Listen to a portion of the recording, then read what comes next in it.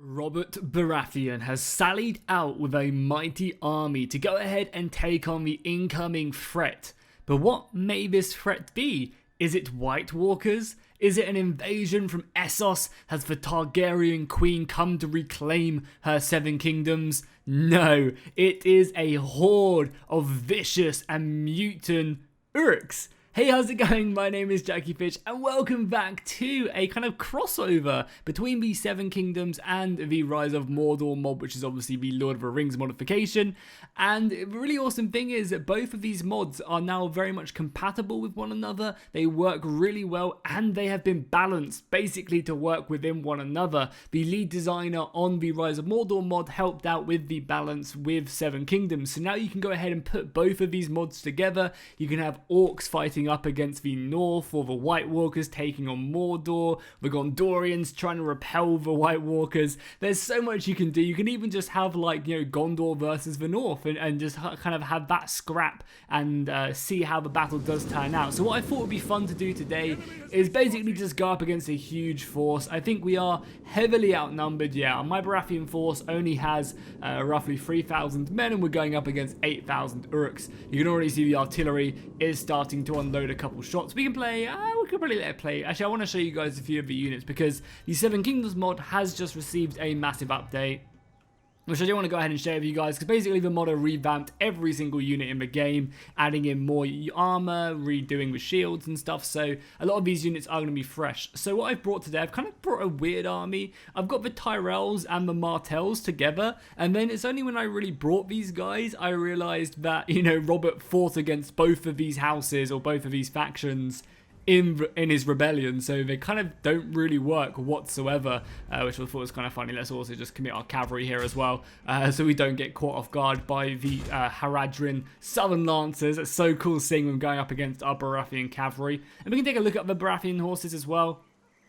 So these are going to be Robert's horsemen charging in. I love the antlers on top of the helmets as well. They look really, really cool. So we should be clashing in. So I think on average, the Northern Infantry, or just the Westerosian Infantry, I should say, is better than the average Orc unit. But the cost-wise, they are pretty well balanced. I think a unit of medium Martell Sword Infantry costs around about 1,000 to 1,500 gold, whereas over on the Rise of Mordor side of things, a good infantry unit costs around about 800. So that's just kind of how it is. If you want a really balanced battle, yeah, the money is the best way to do it, and instead of having both sides bring in 240 stacks, because I think on average the money will just be in favor of Seven Kingdoms because their units are so much more expensive because they are slightly better. So yeah, here we go. These are some of the Martell infantrymen looking really, really nice. Again, these are just the medium tiers. Oh, the North have been here as well with their direwolves. So yeah, they look really cool. I love the arm defense, arm guards, wrist guards. You can see on some of these infantrymen. I think some of them also have a shield piece or a shoulder piece as well. Yeah, you can see these guys also have a shoulder piece as well. Looks really, really nice. Then as we continue to move over, we do have some of the Baratheon swordsmen. These are the medium tier ones, and then we also have some of the heavier tier variants as they're getting ready to form up and fight the oncoming orc hordes. Again, looking very nice. I really like their armor. Then for the Tyrells, we just looked at them, but also I really like, and I think I need to mention the chest pieces. Look at that armor chest. That looks so clean. Really, really high quality work. Amazing. Let's bring back our cavalry really quickly as well. And then obviously we have Robert Baratheon himself going to be leading the forces, charging forward. Gods, I was strong. And then we also have his Kingsguard as well, which are going to be scattered up. And yeah, the Kingsguard look very, very good indeed as well. So yeah, that's basically going to be it. And then we're obviously just going to have to try and repel the oncoming Orc hordes, which is going to be, I think, pretty difficult because they have a lot of numbers. I've obviously left some men in reserve to help me out. There's formed maybe like a stationary testudo there with these Tyrell infantrymen, because the archer fire is coming in. Then maybe my Baratheons also. The Baratheons can go into a stationary shield wall, and then maybe these guys can go into more of a defensive testudo. So there's going to be a stationary shield wall with the Baratheons, and then you guys form a defensive testudo, which I think gives them certain bonuses. Then on our flanks, probably spear wall. We haven't seen that before. I think that's a lot more, more defensive on the front line. So yeah, we'll form a spear wall with these guys, and I guess everyone else should form like a decent wall, so they can actually form testudo. Let's form a testudo with our elite infantry Yeah, they're going to take on a lot more missile fire. And there you go. The ORCS have clashed against my line already. But my god, they look like they're completely overrunning my my left flank. So let's quickly maneuver some infantry over there. We'll go ahead and get some of the our reserve kind of like vanguard, or not vanguard, but rear guard Martel infantry, which can quickly get committed there.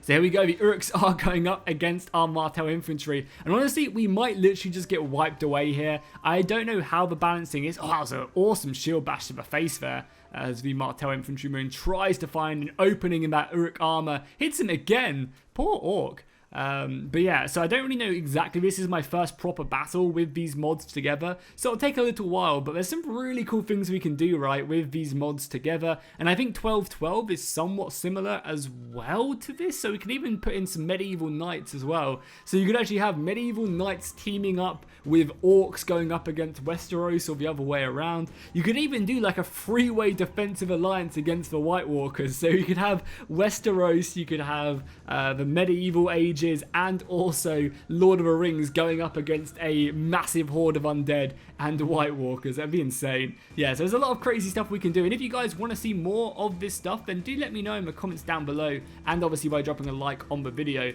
If this video does do well, I'm more than happy to do some crazy scenarios, and I'm sure you guys can let me know the crazy scenarios that you want to see. You know, do you want to see certain factions? Do you want to see certain mods being used? Really, the possibilities are endless in what we can do with these mods together, because yeah, it's pretty exciting, and I'm really glad that the modding teams are working together as well. Even though Seven Kingdoms is just one guy, it's really cool to see him, you know, helping out Rise of Mordor, and then Rise of Mordor helping him out as well with his mod. Because, yeah, realistically, these are two of the coolest mods out there, or definitely the coolest two mods out there, in my opinion, for Rise of Mordor. So it's really cool to see them kind of clashing in against one another, and I mean, it does look pretty epic right there.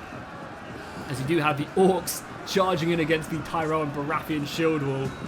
That looks really cool, man. I'm a big fan of that. I love the yellow Baratheon shields.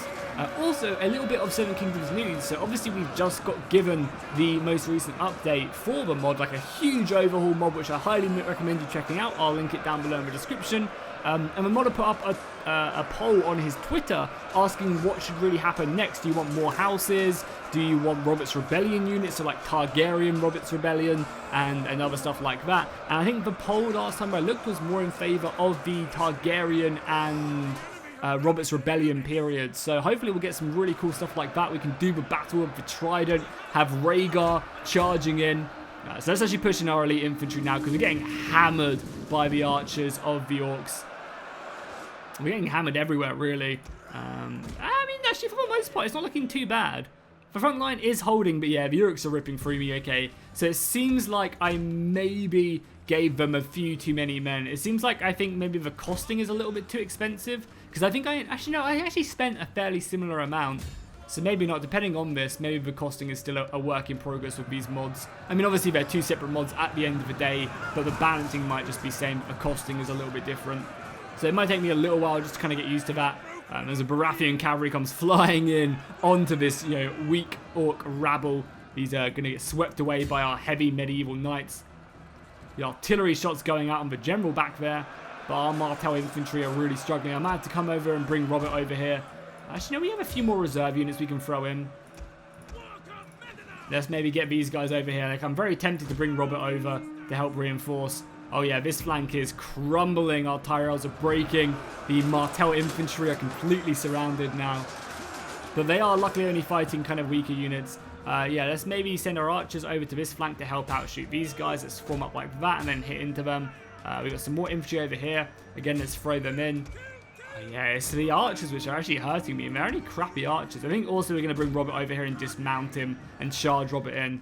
Yeah, they're only weak bow rabble, but they do rack up some decent kills with them volleys coming in on our Baratheon shield wall. Oh, we're going over here to Robert now. Robert's quickly maneuvering over there. Don't shoot my own guys, please. Oh my god, you did. You shot into the back of Robert. That is treason.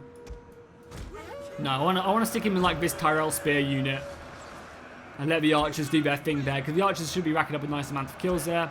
Let's dismount him really quickly. I want to see him on foot with the Kingsguard. Off you go, boys. Into the mess. Get yourself stuck in. It'd be so cool as well if the mod ever added in, like if he does go back to do the do Robert's Rebellion units, it'd be really, really cool if he gave Robert his Warhammer. That'd be sick.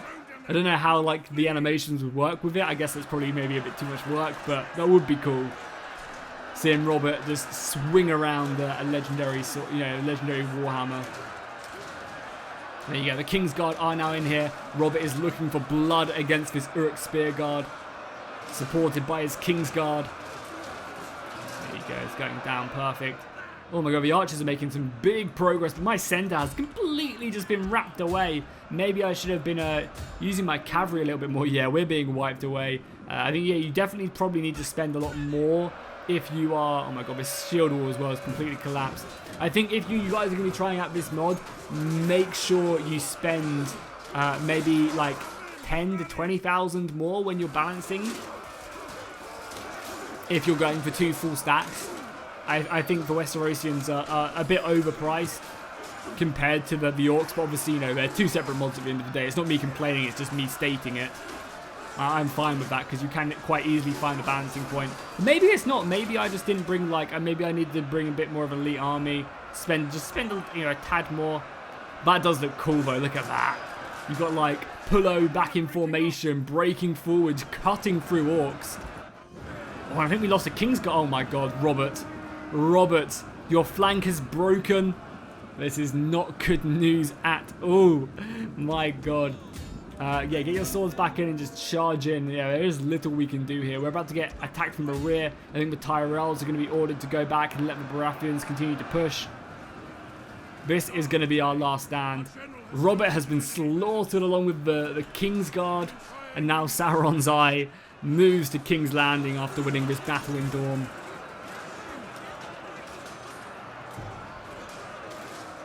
I am a huge fan of the new Tyrell kind of over armor, the padding across their plate. That looks really good. Really, really nice. And these aren't even the elite ones as well. These are kind of the mid-tier infantry. I didn't bring any guardsmen besides the Baratheon guardsmen which are here.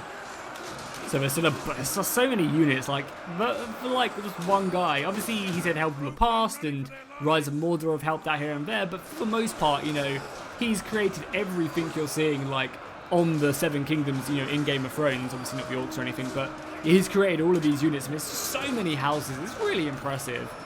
I honestly can't, you know, praise his modding capabilities enough because, yeah, the units look so good, but 3D modeling is top-notch. We just have this one unit, and which is broken. Man, we got absolutely demolished there.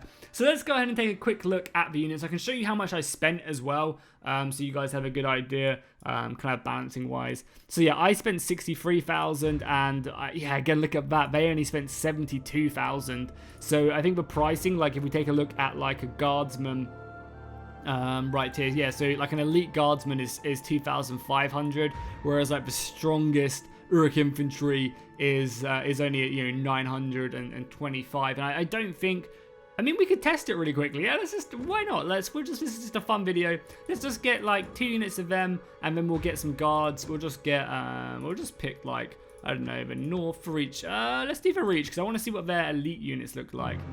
So let's just bring, I mean, it doesn't really matter. We'll just bring like Loras, and then we'll bring their elite House Tyrell Guard infantry, and we'll just throw them in against each other and see how they fare. So you can really get a good idea about pricing for when you're playing these mods, because I highly recommend it. All you have to do again to install it is just stick both of the mods on, and then you're good to go. Literally, that's it. So let's just yeah, select our infantry. I'll try to meet their width as well. We'll obviously triple speed it as well. Also, if you want to see Loras as well, here he is, looking very good. He looks very windswept. Luckily, he did not die on Dragonstone. He died in the place. Oh yeah, so these are the guys. Yeah, right here, looking very good. I always love these. They look so awesome from this TV show. These are going to be kind of the more ones that you're kind of, you know and love. So let's go ahead and just stick these guys on. I won't do any formations or anything. Hold these guys back if they're going to attack like that, and I'll basically just mirror them, and we'll see kind of like how everything pans out. So we'll both charge into them, obviously. Get you guys behind. I don't really want to try and get a little bit thinner maybe, so that I'm not outflanking them. Oh wait, no, they're going into flying wedge. Oh, I don't even have a flying wedge. Yeah, the formations are different, which is kind of cool though. That they have like a flying wedge and we have more shield walls and stuff. That's like really cool. So we'll just fight into them. Why not? They'll have a formation bonus. We won't. Are you guys... Okay, we'll just hold these guys back for now. Because I don't want to overcommit. I mean, I guess we can just see how these guys pan out and how the fighting goes between one unit. You know, like is one unit really strong? Yeah, they're committing that unit in. Okay, so I'll commit both my swords in. And we'll basically just let the battle play out. And we'll see who's racking up the most kills. Like, is it like super even? Is one side slaughtering the other? I mean, for the most part, it seems relatively... I mean, the Game of Thrones units definitely have the advantage right now. They are killing a lot of these guys. But there's obviously a lot more of them in the unit as well, right, so that's interesting. Okay, cool. Let's jump ahead a little bit until the battle is kind of, like, this is a lot more cleaned up. Actually, we'll watch the battle just quickly, because I haven't really watched any of the cool animations between these guys fighting.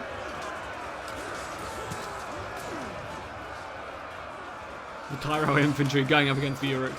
Some of the cool things as well is when they add in trolls as well. Imagine how cool that's going to be when the Rise of Mordor team finishes up the trolls. And you can actually have the trolls like breaching the lines. So you can actually pretend like they're giants or something, you know. That would be really cool. But yeah, anyway, let's jump ahead a little bit until these units to kind of come to a conclusion, and then we'll see who racks up the most kills. Okay, so I skipped ahead a little bit, and it seems like the units from Mordor are actually winning in this kind of 1v1. I think there's maybe a few other things affecting this, but for the most part, I think the units are relatively well balanced. So you just have to kind of work out money-wise the differences when you're playing. Probably try and keep the same quality on either side, or maybe spend a lot more on the Game of Thrones side to balance it out. As long as you have relatively the same units, I think it'll be a good battle, even if you end up spending more on the Seven Kingdoms side of things. So I think that's where we're going to wrap up the battle today. Obviously, we had a nice little engagement. This was more of just a kind of like these mods work together, and they work together pretty well, so definitely check them out. It's really exciting, so I'm definitely down to do a lot more of these battles if that's what you guys want to see. Just let me know in the comments down below the matchups and maybe some scenarios I could definitely do. I really think like a White Walker with the Night King, like attacking Lord of the Rings would be really cool. Like maybe a Siege of Helm's Deep with like a mix of Game of Thrones and Lord of the Rings would be cool. So yeah, just let me know if you want to see that, and I'll see you guys in the next one.